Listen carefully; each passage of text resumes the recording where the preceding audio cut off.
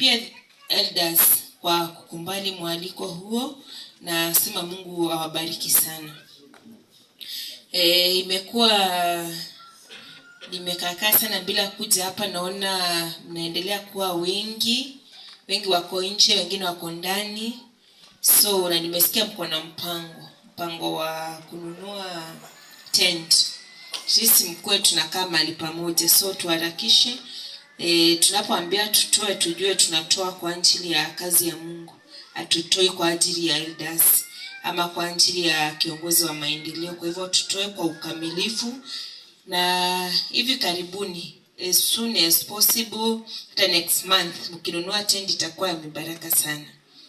Pia walio nje, na naomba msiongee, msilale, msichat sana, na msifanye mambo yenu, kwa maana bado mko katika hekalu na mko katika mahubiri, si ndio? Tuombe. Tunakushukuru Mwenyezi Mungu kwa wakati huu. Asante kwa kuwa umekuwa kiongozi mwema. Nenda ukapate kuwa pamoja nasi naponena na watoto wako. Mungu mwema, tunaomba ushuke ili ukapate kuongea chochote nitakachoongea. Mungu mwema, kwa manufaa ipate kunisaidia mimi na kusaidia wana wako. Ni tunapokusubiri mara ya pili, Kristo mwema, tukue tayari na tukue ambao tuna matarajio na upya ndani yako, Kristo mwema. Nenda kwa pamoja na sisi ukapate kutuongoza, tuondolee mitego yote ule mwovu shetani aleta wakati kama huu wa kuongea, kutumia simu zetu, pia wa kulala, ili tukapate kusikia kutoka kwako. Nenda ukape kusikifu mwema, ukapate kutuondolea visuizi zote, tukapate kusikia kutoka kwako Mungu wetu. Kupitia kwa jina la Yesu Kristo tumeomba na kuamini. Amina. Imekuwa wiki njema ya kufana katika wiki ya maombi ya vijana. Ni wangapi walibarikiwa kuhudhuria? Ni wangapi walikuja katika wiki ya vijana walio nje? Hakuna. So tulikuwa watatu tu. Imekuwa ikiongelelea a community what? Transformed, ama vijiji, ama mahali ambapo tunapokaa ambapo kumebadilika ama kumebadilishwa. Akuja ni jinsi ambavyo sisi kama vijana ama watu wote tutakuwa empowered na kwenda kuhubiri injili kwa watu wengine. Tutaongelea zaidi saa 8. Ni wangapi wana plan kuwa saa 8? Sisi hatukuja katika wiki ya vijana. Ni wangapi wamepanga kuwa saa 8? Happy Sabbath. Ni wangapi wamepanga kuwa saa 8? Mtakuwa? Sawa. So kichwa ya sermon ya siku ya leo inasema unshakable faith in a changing world. Unshakable faith in a changing world. Unshakable faith is not merely believing in God, ama si tu kumwamini Mungu wakati mambo yako mazuri, pia ama kumwamini Mungu wakati maombi tunapoomba yanajibiwa, mbali unshakable faith ni kumwamini Mungu wakati pia mambo hayaendi vizuri. Pia kuna nini nyingine ya kudefine unshakable faith, ni kumwamini Mungu wakati hatuoni pia matokeo yake. Pia ni kumwamini Mungu katika dunia hii ambayo inayobadilika kila wakati. Kuwa na imani ambayo isiyotingisika ni kumwamini Mungu, ni kuwa na imani ambayo unajua hata mambo iende haje, au hata maombi yangu yasipojibiwa, hata dunia ibadilike, hata mimi nife, bado nitaendelea kumwamini Mungu. Tunaona ya kwamba dunia siku hizi za leo mambo inaendelea kubadilika kila siku. Unapokuwa na hii imani ambayo ibadilika ama itikisiki, hata dunia iende haje, hata mambo ikuwe haje, hautamwacha kumwamini Mungu, ama utatoa imani yako katika kumwaminia Mungu. Tumeiona kuwa na upepo, kaona mti kukuwa na upepo, mti umetikizwa na upepo. Saa zingine matawi yanataka kung'oka, lakini ule mti utaendelea kusimama tu, kwa maana kuna mizizi ambayo huko chini ambayo inayoshikilia huyo mti usianguke. Hiyo ndio imani ambayo tunapaswa kuwa nayo wakati huu, haswa wakati ambapo vitu zinaenda venye hatukuwa tumetarajia. Sisi kama vijana katika dunia hii ya leo, unaona ya kwamba mambo yamebadilika, mitindo, kuvaa, kukula, na sisi kama vijana haswa tunakuwa affected. Naposema vijana, useme vijana ni kama venye tumesikia wimbo wa vijana wakasimama. Sisi kama ambao tuko katika kanisa, unapata imani ambayo tuko nayo wakati kama huu, mambo inapobadilika, dunia inapotaka tukae vingine, ni imani ya gani ambayo unaweza simama nayo? Wakati ambapo kuvaa, kukula, yani kila kitu inaenda opposite of chenye tunaambiwa kanisani. Ni imani gani, ama utakuwa vipi, ama sisi kama vijana utakuwa upande gani ambapo utasimama haje? A faith where we face challenges kama vijana everywhere, kwa shule, kwa mitandao, na pia hata kanisani, ambapo tunaona vitu zinabadilika tu kuchao. Which faith, ama which kind of faith are we required to have as time as this, ama wakati kama huu? Tutaangalia watu watatu kutoka kwa Biblia ambao tuone katika walikuwa na imani gani wakati ambapo vitu zilibadilika kwao. Mmoja tutaanza katika kitabu cha Danieli 1:1-3. Nani alikuwa anaitwa Danieli? Ama unaposoma huyu kijana ni nani, ama Danieli ni nani? Danieli vitu zilienda zikabadilika, ambavyo alikuwa ametarajia sivyo zilivyoenda. Danieli wanashikwa mateka, wanapelekwa nchi ya ugenini, ambapo wanaambiwa hata waabudu Mungu mwingine. Kuabudu Mungu mwingine, wanawekwa pia kukula chakula. Naomba msomaji anaweza nisomea katika kitabu cha Danieli 1:8. Danieli 1:8. Yes. Neno la Bwana lasema, lakini Danieli aliazimu moyoni mwake ya kuwa hatajitia unajisi kwa chakula cha mfalme, wala kwa divai aliyokunywa.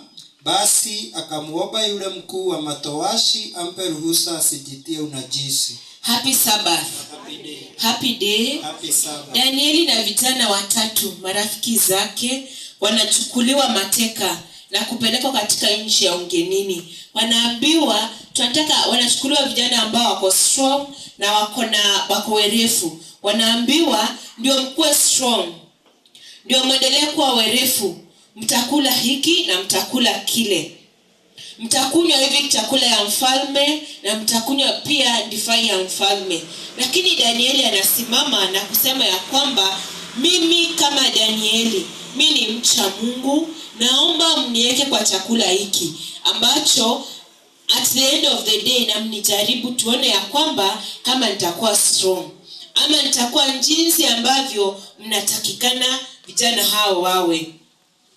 Wakati pia kuomba ilikuwa ngumu. Wakati wa Danieli tunaona ya kwamba kuomba ilikuwa ngumu, lakini at the end of the day, mwisho ya yote, Danieli alipata kusimamia Mungu wake na kusema ya kwamba hata chakula ya mfalme akakataa.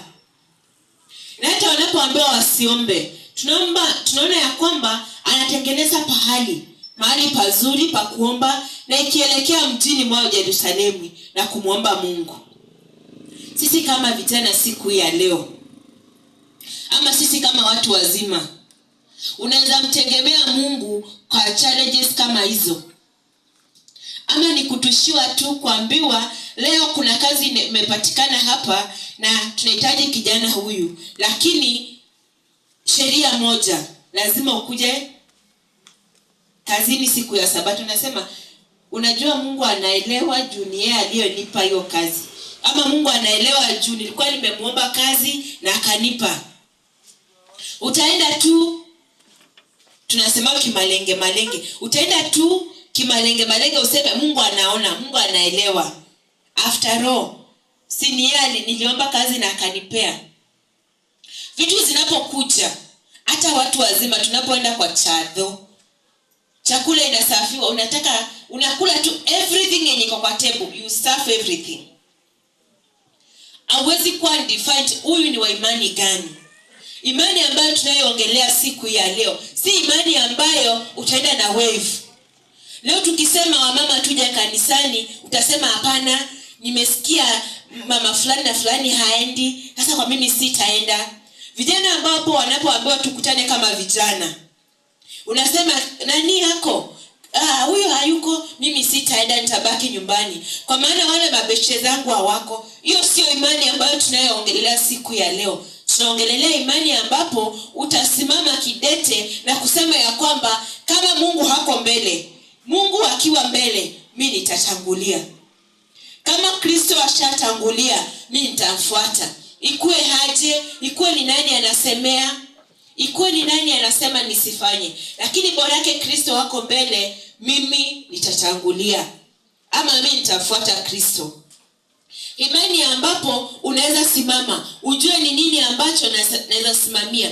Pia Danieli anaposikia watu wa werefu wanauliwa katika hiyo nchi waliokuwa nchi ya Babiloni, ambao wanategemea hao wachawi hao wise people, unasema mimi naenda kwa muombezi. Danieli anaposikia nao vijana watatu kwamba hao wamekataa kuonyesha mfalme ndoto yake na inakuwa ya kwamba wanapaswa kuuliwa, Danieli anasimama na kusema usiwaue, wacha tuombe na Mungu wa mbinguni atajidhihirisha. Tunataka vijana ambao wanaosema kanisani, wacha nisimame, nitasimama na neno la Mungu ya kwamba najua hili nikifanya hili ni Mungu ambaye nitatetea. Lakini sio vijana ama wazazi ambao hata hawajui mbele na nyuma, wakikuja kanisani tuko TikTok. Washaingia kanisani mhubiri anahubiri, lakini wao wako wapi? Wako TikTok. Wanaona venye watu wana dance. Na wako bado wapi? Au sio vijana ambao wanahitajika katika kanisa, ama ambao wanaosimamia pia wamama ambao wanakuja kanisani lakini kila saa wako tu Facebook. Wako kanisani lakini wako wapi? Ama mtu alikuja kanisani pia kulala. Alikuja kanisani lakini bado amefanya nini? Amelala. Kuanzia mhubiri, kuanzia asubuhi. Yaani au sio watu. Nataka mtu ambaye anayeweza simamia imani yake. Aweze ni nini nayo sema. Daniel anapoambiwa usimame aongee kuhusu imani, anatetea imani yake. Anapoambiwa usifanye afanyi, kwa maana anajua nini ambacho anachoambiwa asifanye. Tunahitaji pia wamama na vijana na wazee ambao wakiambiwa ni masaa ya kanisa na masaa ya Mungu, huyu mtu atajua ni masaa yangu na masaa matakatifu yangu na Mungu, ya kusimama na kuongea na Mungu. Tunaambiwa ya kwamba waliposema nitatetea huyu Mungu, ilikuwa ni kutetea Mungu, naye Mungu akasimama na wao. Wanapoenda kuomba wafunuliwe ndoto, vijana hao Mungu anafunua ile ndoto. Wanapoambiwa msile chakula, wanaposema tu hatutakula chakula ya mfalme, na wanasema tuleteni chakula ambacho ni vegetables, ama chakula ambacho kiko na cereals, chakula ambacho hakina nyama, chakula ambacho hakina wine. Ito anaposimama naye Mungu anawasimamia. Na sisi, can you stand for God? Will you stand for God as a youth? Ama kila mahali ambapo uko, will you stand for God? Tunaambiwa ya kwamba unapo stand for God ama unapomsimamia Mungu, naye atakusimamia. Hata wanaporushwa katika moto, wanasema Mungu atakuja, na asipokuja bado tutafanya nini? Tutamtetea. Na wewe je, ulio hapa siku ya leo, ni condition gani ambayo umewekea Mungu? Nilisikia story asubuhi, mtu amesema sitakula Mungu mpaka afanye, na Mungu asipofanya then ni kumaanisha Mungu ambaye ulikuwa unamwabudu ni huyo tu, you are limiting your God. Tunataka vijana, wazee, wamama na watoto ambao wataosema ya kwamba nitamtumikia huyu Kristo, na hata nitakapoomba nikose kujibiwa, na hata nitakapokosa kupata hata kazi, na hata familia yangu itakapoenda jinsi ambavyo sikutarajia, bado I will stand firm for Christ. We need people wenye ambao dunia ambavyo inapoendelea kubadilika, watakaosimama ya kwamba na kusema ya kwamba mimi ni teni wa kwanza katika hiyo kazi ya Bwana, na niko hapa, nitumeni. Niko hapa Kristo, nitumie jinsi ambavyo unavyotaka. Utakapokuwa tunaweza soma katika kitabu cha Mwanzo, unaweza andika Mwanzo 37. Kuanzia 37 kuendelea mpaka 50. Atasoma. Ni kuhusu mtu ambaye alikuwa anaitwa Joseph. A funny story there. Kijana mdogo ambaye anakuwa betrayed na familia yake, ambao anaita brothers wanambetray, ambao alikuwa anategemea kama ndugu, na kwanza ameenda kuwasaidia, wanamuuza, wanambetray. Ni kijana ambapo tunaona ya kwamba ameuzwa katika slavery, ameuzwa. Joseph ambao alikuwa anategemea kama ndugu zake, ambao alikuwa amewawekea ameweka matumaini kwake kama ndugu zake, wanaenda wanamuuza. Kijana huyu anaitwa Joseph, tunaona ya kwamba hata sio kuuzwa tu, anaenda anakuwa mtumwa. Anapokuwa mtumwa anarudishwa hata gerezani. Katika kifungo chake tunaona hata ya kwamba anakuwa tempted na mwanamke anataka alale na yeye, lakini Joseph anasema ya kwamba, ama anaamua ya kwamba, mimi nitamsimamia Yesu, ama mimi nitamsimamia Mungu wangu. Happy Sabbath. Happy Sabbath church. Ni wakati mgani ambapo tumeacha kuja kanisani? Kisa na sababu nani aliniongea vibaya? Unaona, Jane alinisengenya, hiyo kanisa sitaenda.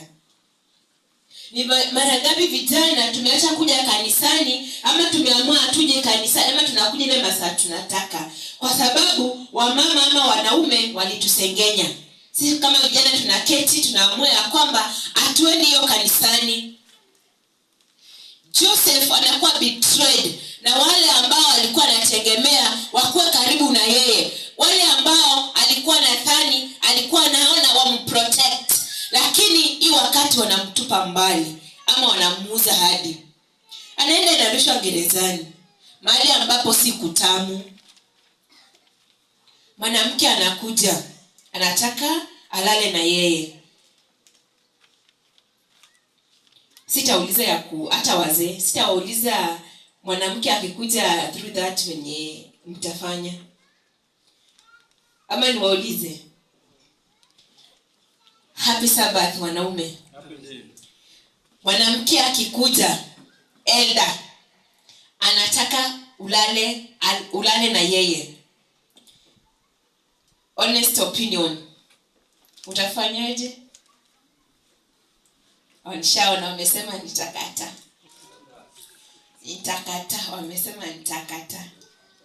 Wamesema nitakata.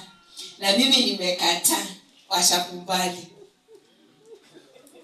Wamesema nitakata, na mimi nimekata, washakubali. Happy Sabbath. Happy Sabbath. Mkoshua mtakata.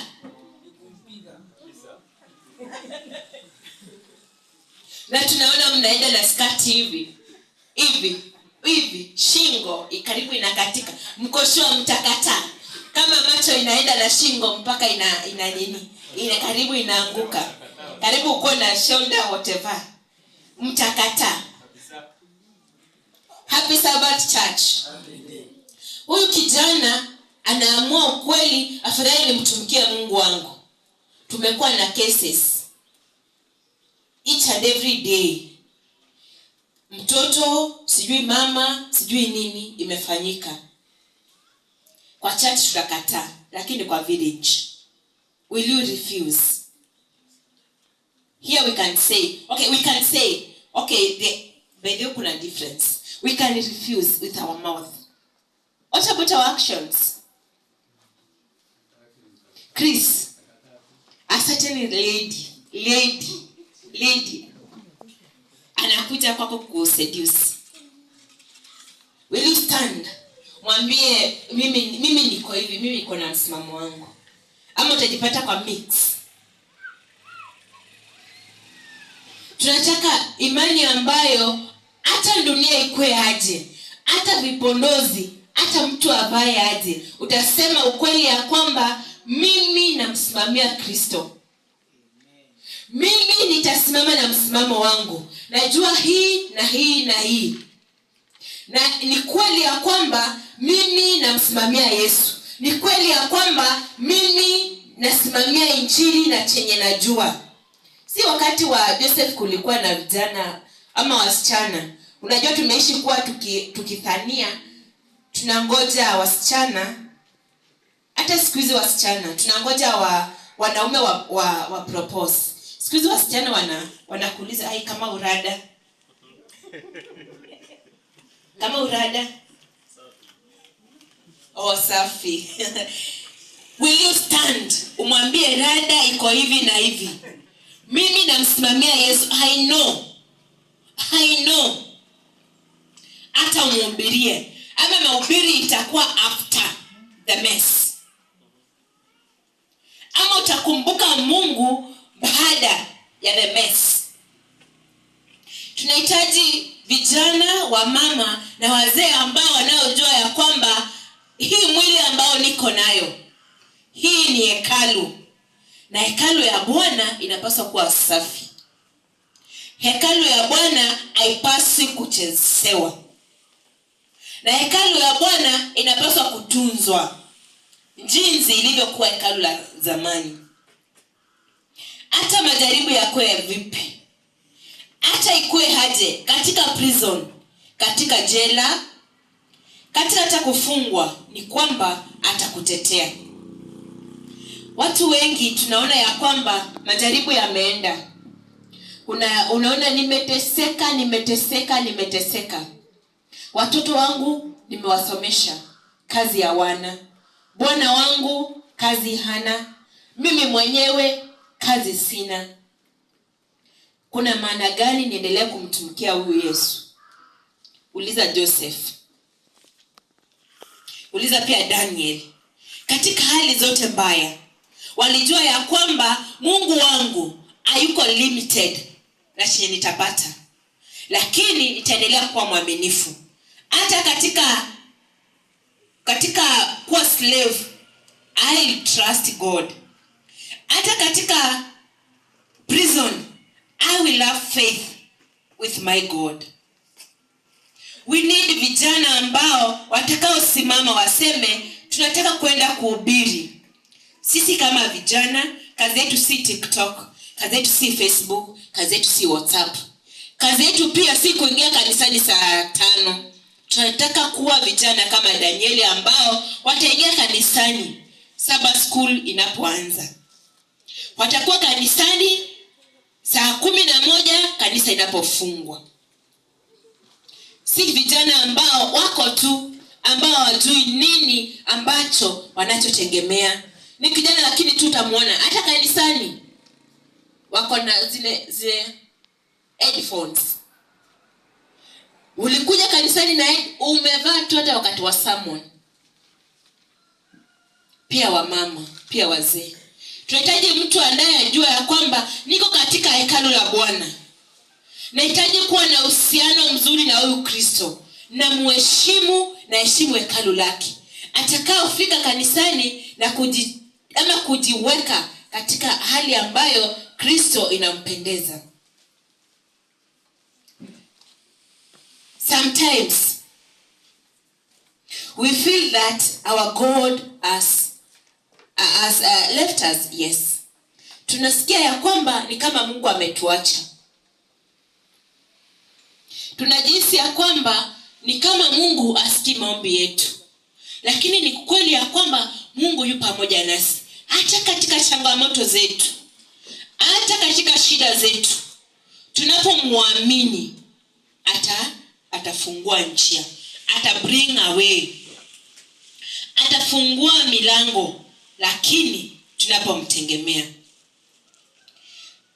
tunaweza kuwa tumeongea kuhusu vijana peke yake, tukasahau pia katika Biblia kunao wamama ama wasichana katika ujana wao waliamua pia itamsimamia nani? Itamsimamia Kristo. Hebu tuende katika kitabu cha Esther. Hiyo tutasoma Esther 4 verse 14.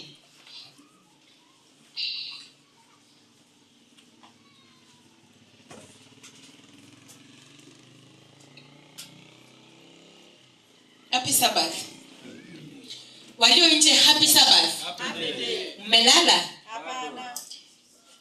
Esther, kitabu cha Esther. Esther 4. 14. Esther 4 fungu la 14, neno la Bwana lasema, kwa maana wewe ukinyamaza kabisa wakati huu, ndipo watokea Wayahudi msaada na wokovu kwa njia nyingine, ila wewe utaangamia pamoja na mlago wote wa baba yako. Walakini ni nani ajuaye kama wewe hukujia ufalme kwa ajili ya wakati kama huo? Naomba urudie. Kwa maana wewe ukinyamaza kabisa wakati huu, ndipo kutakapowatokea Wayahudi msaada na wokovu kwa njia nyingine, ila wewe utaangamia pamoja na mlago wote wa baba yako. Walakini ni nani ajuaye kama wewe hukujia ufalme kwa ajili ya wakati kama huo? Asante. Tunaona ya kwamba huyu msichana ambaye anaitwa Esther alipopata kibali na kukubalika machoni pa huyu mfalme na akaolewa, alipoenda pale hakunyamaza, hakuacha watu wake waangamie. Alijua ya kwamba anahitajika kwa wakati kama ule. Alikuwa courageous na kusimama ya kwamba na kujua jinsi atakavyoenda mbele ya mfalme na kumwambia kuhusu watu wake.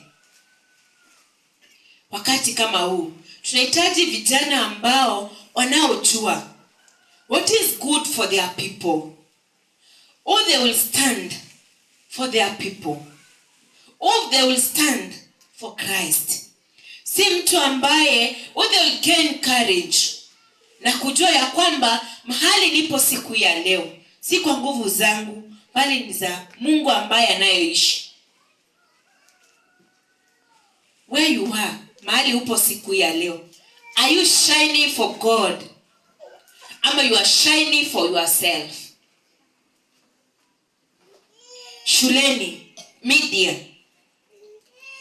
hizo vitu tuna post kwa status ni memes after memes after memes. As youths, are you shining for God, ama you are shining for yourself? Najua unaweza jua uko na the current meme yenye ilitokea maybe last night. Do you have any verse that can defend you ukiuliza mambo ya Kristo? Do you have anything kama kijana ama kama wazee, kama mama, yenye unaweza simama nayo kutetea huyu Mungu? I know even of your last post yesterday kwa Facebook, venye ulisema sijui ama umepost Saturday manenos, sijui what manenos. What about God? Youth, what about God? Wamama, happy Sabbath, happy day. Uko na kitu ambacho unayoweza kusimama nayo umtetea huyu Mungu? Do you have anything, ama you are just there? Esther, mambo inapoenda mrama, Esther mambo inapoharibika, anajua ya kwamba hii chance niliyopata watu wangu hawataagamia. Na anaposikia kuna plan ya kuua watu wa kabila yake, anasimama na kusema ya kwamba mimi nitasimamia, nitakuwa na courage na nitaenda watu wangu niwasimamie, kwa maana Mungu ndiye ameniweka katika kiti hiki kwa wakati kama huu. Unaweza simamia Mungu uko shuleni na ukiwa nje kwenye si Sabbath. Can you stand for God? Ama you are just like any other person? Are you standing for God? Ama you are just like any other person? Vijana wezi tambulika. Ukiweka vijana wote wa kanisa, wote wa nje, hawezi tambua ni mgani wa kanisa. Na wamama venye tunaongea, ukiweka vijana wamama wa kanisani, wamama huko nje, huwezi tambua ni mgani. Na wazee wengine wakipindua shingo wa kanisa, shingo zinabaki nyuma. Can you differentiate? Usikie huyu na mwanaka kanisani, maongeo yako nje. What are you doing to differentiate yourself from others? Ama you are just equals? Tunahitaji imani ambayo tunayoweza simama tuseme, mimi namtetea Mungu, mimi namsimamia Mungu, mimi natangaza injili ya Yesu ambaye alionituma. We are called to shine for Christ. We need this courage of Esther to shine for Christ. Basi, kama tutahitaji imani hii, unshakable faith in this changing world, what are we supposed to do? Tunapaswa kufanya aje? Tunahitaji imani ambayo ya Danieli tunaona akisimama na kusema ya kwamba mimi namsimamia Mungu. Joseph anasimama katika changamoto zake, anasema mimi namsimamia Mungu. Ni nini ambacho tunapaswa kufanya? We need to pray. We need to strengthen our faith in prayer. Tunaweza uliza siku ya mwisho kuomba, okay, tukumbuke kwa sababu venye tuliomba tulikuwa na shida. Nikikuuliza, Jennifer, uliomba mwisho lini? Nasema hata sasa nimeomba. Kwa nini? Nikwambie nilikuwa na shida hii na ile. Can you pray can you remember the last time you prayed na haukuwa na shida? Just to thank God for everything. For the minutes, for the hours, for the good health. Tunahitaji kuwa ya kwamba, tujue ya kwamba, tusome neno la Mungu. Kama we need this good faith, ama this unshakable faith, tunahitaji tujue ya kwamba kusoma neno la Mungu ni muhimu. Happy Sabbath vijana. I'm tempted kusimamisha kijana mmoja nimuulize. Maybe si sahi. Lakini kama tuseme tukutane hapo nje. Mimi sijui injili. Nihubirie, uniambie ni nini ambacho ni convince nikuja katika kanisa hii yenu. Utajua, will you be able? Chris, nikipatana na wewe hapo nje nikuulize, unaamini nini? Unaamini nini? Then unajua, do you know what you believe? Do you know, ukiamua, niambie faith, nini ambacho naamini? When you stand, ama utaanza tu kula vidole like another person. Wamama, pia wanaume. Ni swali ambayo inayo apply kwetu. Are you aware of what you believe? Because huwezi kuwa na imani na kitu ambacho hujui. Huwezi kuwa na imani na kitu ambacho hauko aware. Kama vijana, we fall victims. Sometimes, many times, we don't know what we believe. We have no idea. We just follow our fathers and our mothers to church. Do you have any idea of what you believe? Ama ukiambiwa hii sio kweli, utasema sio kweli, wacha niende tu. Do you have any idea of what you believe? Then, lastly, we are supposed to trust God in every situation. Ama tumwamini Mungu katika hali zote, katika shida, katika mazuri. Tujue ya kwamba ni Mungu ambaye tunayemwamini, na ni Mungu ambaye ni mwaminifu. Na ni yeye tunaambiwa chochote ambacho kiko katika hii dunia, pia mimi, wewe ni mali yake. Kwa hivyo unapaswa kumwamini na hicho chochote ambacho uko nacho.